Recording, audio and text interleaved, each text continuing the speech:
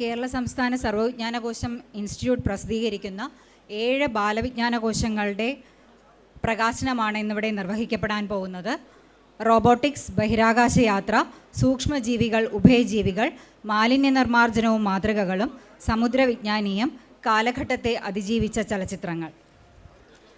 ചോദ്യങ്ങൾ ചോദിക്കാൻ പഠിപ്പിക്കുന്ന, പുതിയ കാര്യങ്ങൾ അന്വേഷിക്കാൻ പ്രചോദനം നൽകുന്ന, കുട്ടികളിൽ കൗതുകം വളർത്തുന്ന നല്ല സുഹൃത്ത് കൂടിയാണ് ഈ ഓരോ ബാലവിജ്ഞാനകോശങ്ങളും. ചടങ്ങിന് അധ്യക്ഷം വഹിക്കുന്നത് ഇൻസ്റ്റിറ്റ്യൂട്ടിൻ്റെ director doctor Muse Mary George മാഡമാണ്. മാഡത്തെ ഈ ചടങ്ങിലേക്ക് ഹാർദമായി സ്വാഗതം ചെയ്യുന്നു. ബാലവിജ്ഞാനകോശത്തിൻ്റെ പ്രകാശനം നിർവഹിക്കുന്നത് ബഹുമാനപ്പെട്ട സാംസ്കാരിക വകുപ്പ് മന്ത്രി സജി ചെറിയാൻ അവർകളാണ്. അദ്ദേഹത്തെ ഏറെ ആദരവോടെ ബഹുമാനത്തോടെ സ്വാഗതം ചെയ്യുന്നു. ഈ പുസ്തകങ്ങൾ ഏറ്റുവാങ്ങുന്നത് സമഗ്ര ശിക്ഷ Kerala director doctor Supriya AR ആണ്. മാഡത്തെയും വളരെ ബഹുമാനത്തോടെ സ്വാഗതം ചെയ്യുന്നു. കൂടാതെ വേദിയിലിരിക്കുന്ന ബഹുമാന്യർ, മറ്റ് ബഹുമുഖ വ്യക്തിത്വങ്ങൾ, അതുമാത്രമല്ല നമ്മളെ പുസ്തകം സ്വീകരിക്കാൻ വേണ്ടി ഇവിടെ എത്തിച്ചേർന്ന city vocational government higher secondary സ്കൂളിലെ വിദ്യാർത്ഥികൾ, സഹപ്രവർത്തകർ എല്ലാവരെയും ഈ വേദിയിലേക്ക് സ്വാഗതം ചെയ്യുന്നു. നന്ദി.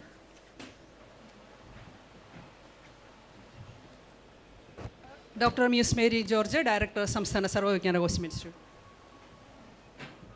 എല്ലാവർക്കും നമസ്കാരം. ഇന്നിവിടെ 2 സ്ഥാപനങ്ങളുടെ പ്രോഗ്രാം ഒന്നിച്ച് നടക്കുകയാണ്. അപ്പോൾ തീർച്ചയായിട്ടും ഞാനൊരു അധ്യക്ഷ പ്രസംഗത്തിനുള്ള ഒരു സമയം എടുക്കുന്നില്ല.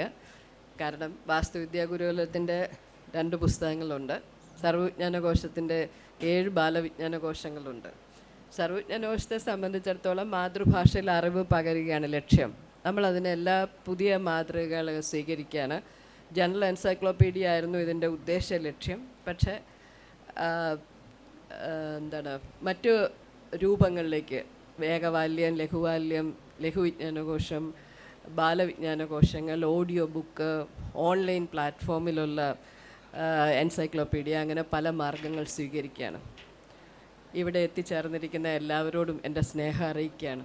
എന്നെ സംബന്ധിച്ച് നമ്മുടെ ബഹുമാനപ്പെട്ട സാംസ്കാരിക വകുപ്പ് മന്ത്രി ഈ പോയ 3-4 വർഷക്കാലം എല്ലാ പ്രവർത്തനത്തിനും ഏറ്റവും സഹകരണങ്ങൾ ചെയ്തുകൊണ്ടിരുന്ന, മാർഗദർശനമായി നിന്നിരുന്ന ആളാണ്. അദ്ദേഹത്തെ ഏറ്റവും ബഹുമാനത്തോടുകൂടി ഞാൻ ഓർക്കുന്നു. ഡോക്ടർ സുപ്രിയ SSKയുടെ ഡയറക്ടറാണ്. എനിക്ക് തോന്നുന്നു സർവ്വവിജ്ഞാനകോശത്തിൻ്റെ ഒരു ബന്ധവുമുണ്ട്. ഡോക്ടർ വെള്ളാനി അർജുനൻ്റെ പ്രിയപ്പെട്ട പുത്രിയാണ്. നമ്മളുടെ ആക്ടിവിറ്റീസിലെല്ലാം കൂടെയുണ്ട്.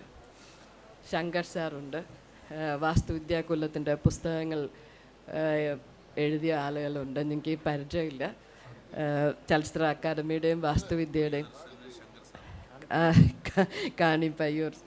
കാണിപ്പയ്യൂരിനെ കുറിച്ച് ഞാൻ ഈ കാണിപ്പയ്യൂരില്ല, ആര്യന്മാരുടെ കുടിയേറ്റം എന്ന് പറഞ്ഞ പുസ്തകമാണ് എൻ്റെ മനസ്സിൽ കാണിപ്പയ്യൂർ എന്നുള്ള പേര് വരുമ്പോൾ തന്നെ ഓർമ്മ വരിക. ഏതായാലും ഇങ്ങനെ ഒരു കമ്പൈൻഡ് ആയിട്ടുള്ളൊരു പ്രോഗ്രാം നടക്കാൻ സാധിച്ചു ഒത്തിരി സന്തോഷമുണ്ട്. ഞാൻ എൻ്റെ വാക്കുകൾ നീട്ടുന്നില്ല. ഇത് ചെറിയ ചെറിയ അറിവിൻ്റെ കുഞ്ഞു ശകലങ്ങൾ എൻസൈക്ലോപീഡിയ വായിച്ചു തുടങ്ങുന്നവർക്കൊരു സന്തോഷം, പ്രചോദനം, വായിക്കാൻ പ്രേരിപ്പിക്കുക എന്നുള്ള ലക്ഷ്യത്തിലാണ് ഇന്നിവിടെ 7 വിജ്ഞാനകോശങ്ങൾ. അത് ചെറിയ 120 പേജ് വരുന്ന ചെറിയ പുസ്തകങ്ങളാണ്. എനിക്കിത്ര പറയാനുള്ളൂ. ഈ പുസ്തകങ്ങൾ കുട്ടികളിലേക്ക് എത്തുക.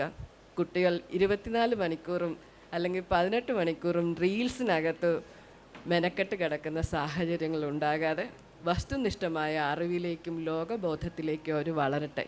പുസ്തകങ്ങൾ പ്രകാശിപ്പിക്കാൻ ഏറ്റവും സ്നേഹത്തോടെയും ആദരവോടെയും കേരളത്തിൻ്റെ സാംസ്കാരിക വകുപ്പ് മന്ത്രി ശ്രീ സജി ചെറിയാനെയും പുസ്തകം ഏറ്റുവാങ്ങുന്നതിനായി SSK ഡയറക്ടർ ഡോക്ടർ സുപ്രിയയും ക്ഷണിക്കുന്നു. നന്ദി, നമസ്കാരം. വേദിയിലും സദസ്സിലുമുള്ള ബഹുമാനത്തെ എല്ലാവർക്കും എൻ്റെ നമസ്കാരം. ഇങ്ങനെ ഒരു പുസ്തകോത്സവം കഴിഞ്ഞ കുറച്ച് വർഷങ്ങളായി, പ്രത്യേകിച്ച് ഈ ഗവൺമെൻറ് വന്നതിന് ശേഷം കേരള നിയമസഭ സംഘടിപ്പിക്കുകയാണ്. ഇതിന് ഇന്ന് നമ്മുടെ രാജ്യത്തിന് തന്നെ അഭിമാനകരമായ നിലയിലേക്ക് കേരളത്തിലെ നിയമസഭാ പുസ്തകോത്സവം മാറിയിരിക്കുകയാണ്. നേതൃത്വം കൊടുക്കുന്ന ബഹുമാന്യായ സ്പീക്കർ AM ഷംസീറിനുള്ള സ്നേഹവും നന്ദിയും സാംസ്കാരിക വകുപ്പിന് വേണ്ടി ഞാൻ അറിയിക്കുകയാണ്. കാരണം ഏറ്റവും കൂടുതൽ പുസ്തകവുമായി ബന്ധപ്പെട്ട് സാംസ്കാരിക വകുപ്പാണ് അത്തരം കാര്യങ്ങൾ കൈകാര്യം ചെയ്യുന്നത്. അപ്പോൾ ഈ പുസ്തകോത്സവത്തിൻ്റെ പ്രധാന പ്രയോജനം സാംസ്കാരിക വകുപ്പുമായി ബന്ധപ്പെട്ട് എഴുതുകയും ആ മേഖല പ്രവർത്തിക്കുന്നവർക്കുമാണ്. അത്തരമൊരു സംരംഭം നടപ്പാക്കാൻ മുൻകൈയെടുക്കുന്ന, അത് വലിയ തരത്തിൽ നമ്മുടെ നാടാകെ ഒന്നാകെ എത്തി ഇതിൽ പങ്കാളികളാകുന്ന ഈ ഒരു പ്രക്രിയയിൽ തീർച്ചയായിട്ടും നമ്മുടെ വകുപ്പിന് വളരെയേറെ ഗുണകരമാണ്. അതിന് പ്രത്യേകമായി നന്ദി ഞാൻ സ്പീക്കറെ അറിയിക്കുകയാണ്. കേരളത്തിൻ്റെ ഏറ്റവും അഭിമാനകരമായ ഒരു പ്രൊജക്റ്റാണ്. അപ്പോൾ തീർച്ചയായിട്ടും ആ ഒരു പുസ്തകോത്സവ വേദിയിൽ സാംസ്കാരിക വകുപ്പിന് കീഴിൽ പ്രവർത്തിക്കുന്ന സർവ്വജ്ഞാനകോശം ഇൻസ്റ്റിറ്റ്യൂട്ടിൻ്റെ പുതിയ പ്രസിദ്ധീകരണങ്ങൾ പ്രകാശനം ചെയ്യുന്നതിൽ വലിയ സന്തോഷമുണ്ട്. തൊട്ടു മുമ്പ് 2 പുസ്തകം പ്രകാശനം ചെയ്ത് കഴിഞ്ഞിട്ടാണ് ഞാനിവിടെ എത്തിയത്. അറിവിനെ ജനാധിപത്യവൽക്കരിക്കുക എന്ന സുപ്രധാന ദൗത്യമാണ് സർവ്വജ്ഞാനകോശ ഇൻസ്റ്റിറ്റ്യൂട്ട് നമ്മുടെ സംസ്ഥാനത്ത് നിർവഹിച്ചുകൊണ്ടിരിക്കുന്നത്. ലോകത്തെമ്പാടുമുള്ള ശാസ്ത്ര, സാങ്കേതിക, സാമൂഹ്യ മാറ്റങ്ങളെയും ചരിത്രങ്ങളെയും നമ്മുടെ മാതൃഭാഷയായ മലയാളത്തിലേക്ക് സന്നിവേശിപ്പിക്കുക. അതുവഴി സാധാരണക്കാർക്കും വിദ്യാർത്ഥികൾക്കും യുവതലമുറയ്ക്കും അറിവിൻ്റെ ഒരു വലിയ ലോകം തുറന്നു കൊടുക്കാൻ നമുക്ക് സാധിക്കുന്നു. സത്യങ്ങൾ ലോകത്തിൻ്റെ മുമ്പിൽ അവതരിപ്പിക്കുന്ന ഒരു പ്രവർത്തനമാണ് കേരളത്തിലെ സാംസ്കാരിക വകുപ്പ് സർവ്വജ്ഞാനകോശം വഴി നടപ്പാക്കുന്നത്. ഇന്ന് ലോകത്ത് സത്യങ്ങൾ പറയാൻ പലരും ഭയപ്പെടുകയാണ്. ലോകം തന്നെ ഒരു ഏകാധിപത്യത്തിലേക്ക് പോവാണ്. നമ്മൾ പലപ്പോഴും നമ്മുടെ രാജ്യത്തുണ്ടാകുന്ന ദുരന്തങ്ങളെക്കുറിച്ച് സംസാരിക്കുമ്പോൾ ഭയത്തോടെ, ആശങ്കയോടെ നമ്മൾ പല പ്രശ്നങ്ങളെയും കാണുമ്പോൾ ലോകത്ത് തന്നെ ഇനി എന്താണ് സംഭവിക്കാൻ പോകുന്നത് എന്നതിനെക്കുറിച്ച് ആശങ്കയാണ്. ഒരു രാജ്യത്തിൻ്റെ ഭരണാധികാരിയെ ഒരു രാത്രി കൊണ്ട് അദ്ദേഹത്തിൻ്റെ ഭാര്യയും കിടപ്പുമുറിയിൽ നിന്ന് തട്ടിക്കൊണ്ടുപോവുക എന്ന് പറഞ്ഞാൽ ഈ ലോകത്ത് ആയുധങ്ങൾ കൈവശമുള്ള ഒരു ഏകാധിപത്യ രാജ്യത്തിന് എന്തും ചെയ്യാൻ കഴിയുമെന്ന ഏറ്റവും ഒറ്റവാക്കിൽ പറഞ്ഞാൽ ലോകം കണ്ട ഏറ്റവും വലിയ തമ്മാടിത്തരം ഈ ലോകത്തിൻ്റെ മുമ്പിൽ നടക്കുന്നു എന്നത് നമ്മളെ ആകെ ആശങ്കപ്പെടുത്തുകയാണ്. അപ്പോൾ ഈ സത്യങ്ങളൊക്കെ ലോകത്തോട് പറയാൻ എല്ലാവർക്കും മടിയാണ്. നമ്മുടെ മുഖ്യധാരാ മാധ്യമങ്ങൾ പോലും അതിനെ വളച്ചൊടിക്കുക. അയാളെ പിടിച്ചുകൊണ്ട് പോയതിനെ പറ്റി അല്ല പറയുന്നത്. അവിടെ എന്തൊക്കെയോ വലിയ കുഴപ്പം അദ്ദേഹം ചെയ്തു. ഒരു കുഴപ്പമില്ല. സാമ്രാജ്യത്തെ എതിർത്തു എന്നതാണ് അദ്ദേഹം ചെയ്ത തെറ്റ്. സാമ്രാജ്യത്തിൻ്റെ വാലായി നിൽക്കാൻ അദ്ദേഹം തയ്യാറായില്ല എന്നതാണ് ഏറ്റവും വലിയ തെറ്റ്. അവിടുത്തെ കോടിക്കണക്കിന് വരുന്ന ധാതുക്കൾ കൊള്ളയടിക്കാൻ സാമ്രാജ്യത്തിന് മുന്നിൽ മുട്ടുകുത്തി നിൽക്കാൻ തയ്യാറായില്ല എന്നതാണ് ഇത്ര ക്രൂരമായ ഒരു ആക്രമണത്തിലേക്ക് ഒരു രാജ്യത്തെ എത്തിച്ചത്. ഞാനിത് പറയാൻ കാര്യം, അറിവ് എന്ന് പറഞ്ഞാൽ അത് സത്യങ്ങളെ തിരിച്ചറിയാനുള്ള കഴിവാണ്. ആ സത്യങ്ങളായിരിക്കണം നമ്മുടെ സമൂഹത്തിൽ നമ്മൾ എത്തിക്കേണ്ടത്. നമ്മുടെ വർത്തമാനകാലത്ത് നമ്മുടെ വാർത്താമാധ്യമങ്ങളിലൂടെയും അല്ലെങ്കിൽ നമ്മുടെ പുതിയ തലത്തിലുള്ള വാർത്താ പ്രസിദ്ധീകരണങ്ങളിലൂടെയും എല്ലാം സത്യങ്ങൾ മറച്ചു വെച്ച് അസത്യങ്ങൾ പ്രചരിപ്പിക്കുക. അസത്യങ്ങൾ കുറേ സമയങ്ങളിൽ പ്രചരിപ്പിച്ചാൽ ഒരു സന്ദർഭത്തിലെങ്കിലും അത് സത്യമായി മനുഷ്യൻ്റെ മനസ്സിൽ ഉണ്ടാവും എന്നതിൻ്റെ ഒരുപാട് തെളിവുകൾ കേരളത്തിൽ നമ്മൾ കണ്ടുകൊണ്ടിരിക്കുകയാണ്. ഞാൻ അതിലേക്കൊന്നും ഇപ്പോൾ പോകുന്നില്ല. പക്ഷേ പിന്നീട് കാലം കഴിയുമ്പോൾ അതൊക്കെ കള്ളമായിരുന്നെന്ന് മനസ്സിലാക്കിയിട്ടല്ല കൈവിട്ടു പോകുമ്പോഴത്തെ. അപ്പോൾ അതുകൊണ്ട് ഈ പുസ്തകോത്സവമൊക്കെ സത്യങ്ങൾ അറിയാൻ വേണ്ടിയുള്ള ഒരു നല്ല വഴി തുറക്കുമെന്ന നല്ല പ്രതീക്ഷയാണ് എനിക്കുള്ളത്. നമ്മുടെ കുഞ്ഞുങ്ങളെയൊക്കെ ആ വഴിയിൽ സഞ്ചരിപ്പിക്കാൻ കഴിയട്ടെ എന്ന് ഞാൻ ആഗ്രഹിക്കുകയാണ്. ബൃഹത്തായ ബാല്യങ്ങളും ലഘുവിജ്ഞാന കോശങ്ങളും വഴി നമ്മുടെ തുടങ്ങിവെച്ച ഈ യാത്ര ഇപ്പോൾ ബാലവിജ്ഞാന കോശങ്ങളുടെ പുതിയ ഘട്ടത്തിലേക്ക് കടക്കുകയാണ്. വരും തലമുറയെ വിജ്ഞാനസമ്പന്നരായ പൗരന്മാരെ വളർത്തുക എന്നത് നമ്മുടെ വലിയ ഉത്തരവാദിത്തമാണ്. കേവലം പാഠപുസ്തകങ്ങൾക്കപ്പുറം ലോകത്തിൻ്റെ വികാസ പരിണാമങ്ങളെക്കുറിച്ച് കുട്ടികൾ കൗതുകമുണർത്തുന്ന തരത്തിലാണ് ഈ പുതിയ 7 ബാലവിജ്ഞാന കോശങ്ങൾ തയ്യാറാക്കിയിരിക്കുന്നത്. അവിടെ ഒരു കാര്യം ഞാൻ പറയാം, ഈ കുട്ടികളിപ്പോൾ വളർന്നു വരുന്നതെല്ലാം മാസ്മരികതയുടെ ഒരു മനസ്സുമായിട്ടാണ്. ഈ പ്രപഞ്ചത്തിൻ്റെ സൃഷ്ടിയെക്കുറിച്ചും പരിണാമത്തെക്കുറിച്ചും വളർച്ചയെക്കുറിച്ചുമൊക്കെ അങ്ങേയറ്റം തെറ്റിദ്ധരിപ്പിക്കുന്ന തരത്തിലുള്ള അന്ധവിശ്വാസങ്ങളുടെയും അനാചാരങ്ങളുടെയും പ്രചരണത്തിൻ്റെ വഴിയിലൂടെയാണ് നമ്മുടെ കുഞ്ഞുങ്ങൾ ഭൂരിപക്ഷം സഞ്ചരിക്കുന്നത്. വളരെ അറിവുണ്ടെന്ന് പറയുന്ന വലിയ ഉന്നത വിദ്യാഭ്യാസമുള്ളവർ പോലും ഏറ്റവും തെറ്റായ വിവരദോഷങ്ങൾ ലോകത്തിൻ്റെ മുമ്പിൽ വിളമ്പിക്കൊണ്ടിരിക്കുന്നൊരു കാലത്താണ് നമ്മൾ ഇത്തരം പുസ്തകോത്സവങ്ങൾ നടത്തുന്നത് എന്ന കാര്യം നമ്മൾ മനസ്സിലാക്കണം. അപ്പോൾ അതുകൊണ്ട് ലോകത്ത് പ്ലെയിൻ കണ്ടുപിടിച്ച് ഈ അടുത്ത സമയത്ത് ഞാനൊരു ജേർണൽ വായിച്ചു. ലോകത്ത് പ്ലെയിൻ കണ്ടുപിടിച്ചതിനെ പറ്റി ഇന്ത്യയിലെ ഏറ്റവും വലിയ ബുദ്ധിജീവി എന്ന് പറയുന്ന ഒരു വലിയ പണ്ഡിതൻ അദ്ദേഹത്തിൻ്റെ വിദ്യാഭ്യാസമൊക്കെ കേട്ട് കഴിഞ്ഞാൽ 1.5 മണിക്കൂർ വായിക്കണം, അത്രയും വിദ്യാഭ്യാസമുള്ളവൻ. കുട്ടികൾക്ക് ഒരു ക്ലാസ് എടുത്തുകൊണ്ട് പറഞ്ഞത്, കുട്ടികളുടെ ചോദ്യം ചോദിക്കുകയാണ്, ആരാണ് ആദ്യം ഈ പ്ലെയിൻ കണ്ടുപിടിച്ചത്? അപ്പോൾ കുട്ടികൾ സത്യം പറഞ്ഞാൽ ആ കണ്ടുപിടിച്ച ആളുടെ പേര് പറഞ്ഞു. അപ്പോൾ അധ്യാപകൻ പറഞ്ഞു, നിങ്ങൾ പറഞ്ഞത് പച്ചക്കള്ളമാണ്, ഇയാളല്ല കണ്ടുപിടിച്ചത്, ഇതിനു മുമ്പ് തന്നെ ഇവിടുന്ന് ഒരാളിനെ തട്ടിക്കൊണ്ടുപോയി, ആ പ്ലെയിൻ്റെ കാര്യമാണ് നിങ്ങൾ അറിയേണ്ടത് എന്ന് പറഞ്ഞ കാര്യം ഈ അടുത്ത സമയത്ത് ഞാൻ വായിച്ചു. അപ്പോൾ അങ്ങനെ നമ്മുടെ ലോകത്തിൻ്റെ മുമ്പിൽ ഇത് തന്നെ വിജ്ഞാനമാണെന്ന് പ്രചരിപ്പിക്കുന്ന ഒരു കാലത്ത് വളരെയേറെ വസ്തുതകൾ നമ്മുടെ കുഞ്ഞുങ്ങളെ പഠിപ്പിക്കേണ്ടതായിട്ടുണ്ട്. അപ്പോൾ ശാസ്ത്രത്തിന് എന്താണ് പ്രാധാന്യം? അപ്പോൾ ശാസ്ത്രത്തിൻ്റെ വളർച്ചയും പ്രാധാന്യം എന്താണെന്നാണ്, അതുവഴിയാണ് ലോകത്ത് വന്നിരിക്കുന്ന മാറ്റങ്ങൾ, ഇതെല്ലാം ഉൾക്കൊള്ളാനുള്ള ഒരു പുതിയ ബോധ നിലവാരത്തിലേക്ക് നമ്മുടെ തലമുറ എത്തിക്കേണ്ടതായിട്ടുണ്ട്. അതിൻ്റെ ഭാഗമായിട്ടാണ് ആധുനിക ലോകം ചർച്ച ചെയ്യുന്ന റോബോട്ടിക്സ്, ബഹിരാകാശ യാത്ര, സമുദ്രവിജ്ഞാനീയം തുടങ്ങിയ വിഷയങ്ങൾ മുതൽ പ്രകൃതിയെ അറിഞ്ഞ് വളരാൻ സഹായിക്കുന്ന ഉഭയജീവികൾ, സൂക്ഷ്മജീവികൾ എന്നിവയെക്കുറിച്ചുള്ള ആഴത്തിലുള്ള അറിവുകൾ വരെ ലളിതമായ ഭാഷയിൽ ഈ പുസ്തകങ്ങളെല്ലാം ഇപ്പോൾ അവതരിപ്പിക്കപ്പെടുകയാണ്. അപ്പോൾ ഈ പുസ്തകങ്ങളെല്ലാം നമ്മുടെ കുഞ്ഞുങ്ങൾ വായിക്കാനും അവരെ പഠിപ്പിക്കാനും നമുക്ക് കഴിയണം. കൂടാതെ നമ്മുടെ കാലഘട്ടം നേരിടുന്ന ഏറ്റവും വലിയ വെല്ലുവിളിയായ മാലിന്യ നിർമ്മാർജ്ജനത്തെക്കുറിച്ചും അതിൻ്റെ മാതൃകകളെക്കുറിച്ചുമുള്ള പുസ്തകം ഇന്നത്തെ തലമുറയ്ക്ക് അനിവാര്യമായ ഒന്നാണ്. കലയോടെയുള്ള അഭിരുചി വളർത്താൻ കാലഘട്ടത്തെ അതിജീവിച്ച ചലച്ചിത്രങ്ങൾ എന്ന പുസ്തകം ഉപകരിക്കും എന്നതിൽ തർക്കമില്ല. നമ്മുടെ കുട്ടികൾക്ക് മലയാളത്തിൽ വായിക്കാനും അറിവ് സമ്പാദനയ്ക്കുള്ള താല്പര്യം വർദ്ധിപ്പിക്കാൻ ഇത്തരം പ്രസിദ്ധീകരണങ്ങൾ വലിയ പങ്ക് വഹിക്കും. കുട്ടികളെ മലയാള ഭാഷയോട് അടുപ്പിക്കണം. ഞാൻ ഇന്നലെ മലയാളം മിഷൻ്റെ ഒരു ദുബായ് ചാപ്റ്ററിൻ്റെ ഒരു മീറ്റിംഗ്, ഓൺലൈൻ മീറ്റിംഗ് ഞാൻ രാത്രി പങ്കെടുത്തു, രക്ഷകർത്താക്കളുടെ, അധ്യാപകരുടെ.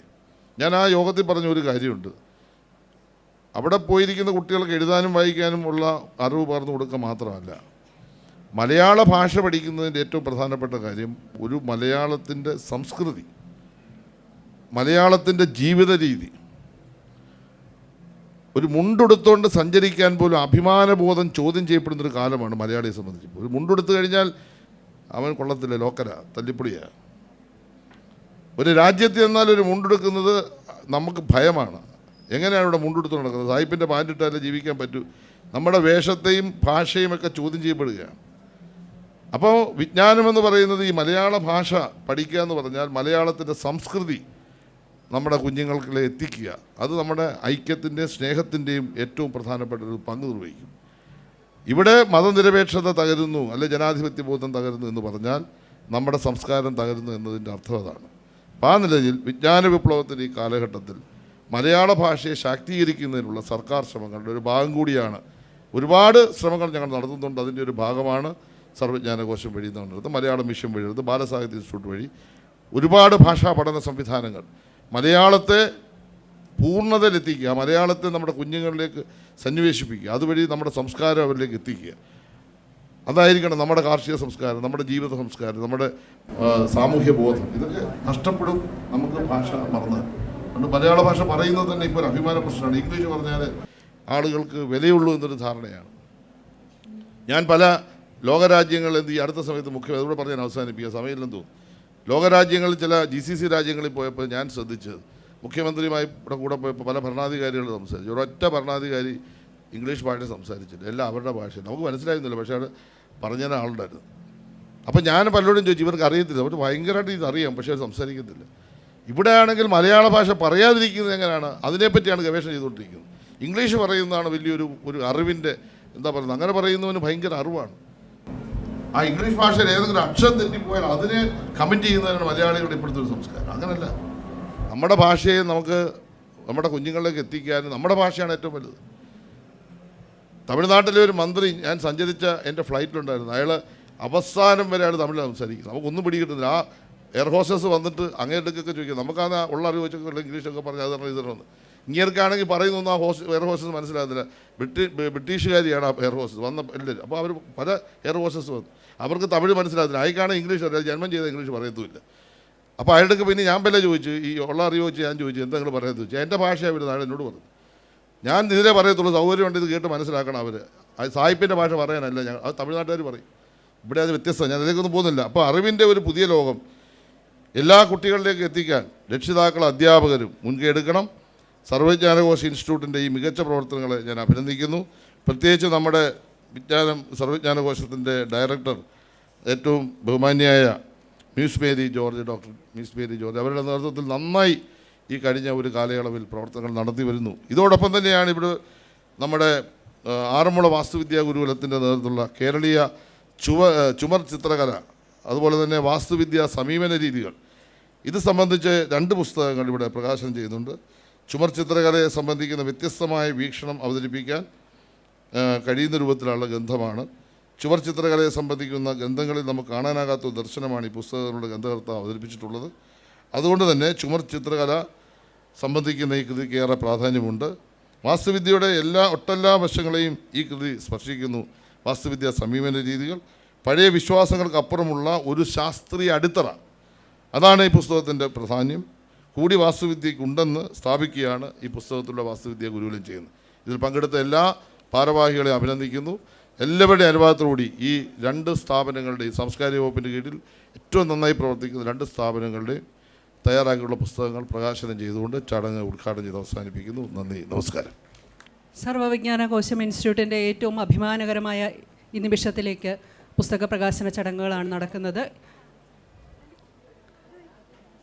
7 ബാലവിജ്ഞാന കോശങ്ങളാണ് വിവിധ വിഷയങ്ങളിലായി ഇന്നിവിടെ പ്രകാശനം. ഈ ബാലവിജ്ഞാനകോശത്തിനോടൊപ്പം പ്രവർത്തിച്ച എഡിറ്റർമാർ, രൂപകൽപ്പന, പ്രൂഫ് എല്ലാവരും, നമ്മുടെ സ്ഥാപനത്തിലെ എല്ലാവരും, അഡ്മിനിസ്ട്രേഷൻ എല്ലാവരും വന്ന് വളരെ ആഹ്ലാദമുള്ളൊരു സന്ദർഭമാക്കി മാറ്റുക. എല്ലാവരും എത്തുക. 7 പുസ്തകങ്ങളാണ് പ്രകാശനം ചെയ്യുന്നത്. കാലഘട്ടത്തെ അതിജീവിച്ച ചലച്ചിത്രങ്ങൾ, ഉഭയജീവികൾ,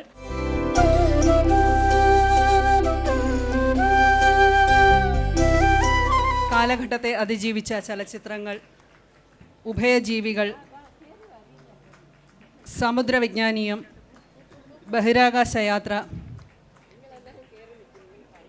റോബോട്ടിക്സ്, മാലിന്യ നിർമ്മാർജ്ജനവും സൂക്ഷ്മജീവികൾ.